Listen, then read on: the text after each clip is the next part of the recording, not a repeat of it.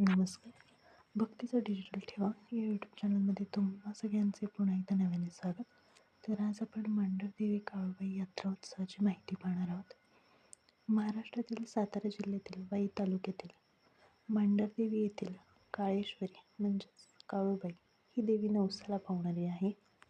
तर समुद्र सपाटीपासून सुमारे 5,000 फूट उंचावर असलेल्या गर्द करवंदीच्या वनराईत विराजमान असलेल्या काळूबाईचे स्थान आहे.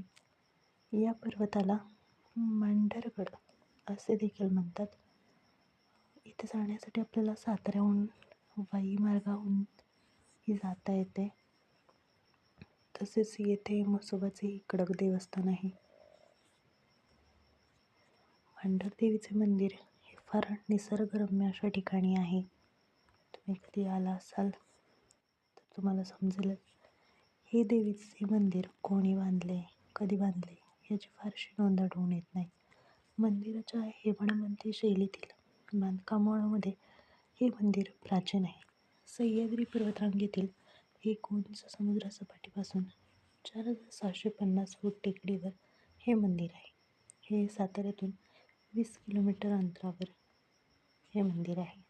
मंदिर लहान असून त्यात सभामंडप व मोठा गाभारा आहे. गाभाऱ्यामध्ये चांदीचे सुरेख काम केले आहे. कळस रेखीव असून त्यावर गाय, सिंह यांच्या मूर्ती बसविल्या आहेत. मंदिर पूर्वाभिमुख असून मंदिरासमोर दीपमाळ आहेत. मुख्य मंदिराभोवती गोंजीबुवा, भांगीर बाबा अशी देवी, सेवक व राखणदार यांची मंदिरे आहेत. तसेच मुख्य मंदिरासमोरील डोंगरात काही अंतरावर म्हसोबा देवाचे ठाण आहे. काळूबाई मंदिर परिसर निसर्गरम्य असून वनराईने नटलेला आहे. तसेच मांढरदेवी काळूबाईच्या मूर्ती स्वयंभू असून चतुर्भुजी आहे. देवी आईच्या उजव्या हातात त्रिशूल आणि तलवार आहे. त्याचबरोबर डाव्या हातात ढाल आणि दैत्याची मान धरलेली आहे. देवी उभी असून तिचे एक पाय दैत्याच्या छातीवर ठेवलेला आहे.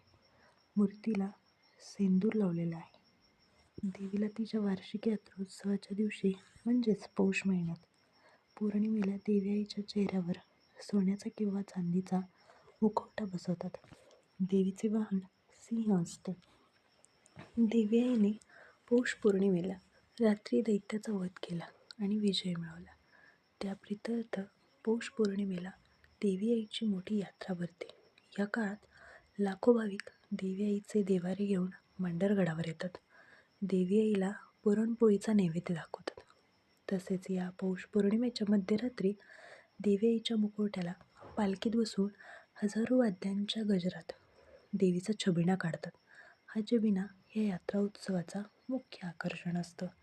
दरवर्षीप्रमाणे यावर्षीही या यात्रेला सुरुवात झालेली आहे. तसेच ही यात्रा 5 दिवस चालू असते.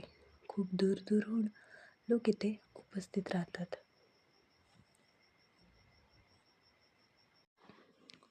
दीपमाळेसंदर्भात याच काळात मंदिरासमोर दीपमाळ उभारण्याची पद्धत रूढ झाली असावी असे देखील पुरातन लेखामध्ये आपल्याला आढळून येते. तसेच मंदिराची उंची अतिशय उंचावर असल्यामुळे मंदिराच्या परिसरात अतिशय थंडीचे वातावरण असते. तसेच मंदिराच्या गाभाऱ्याची व शिखराची माहिती आपण थोडक्यात बघूया.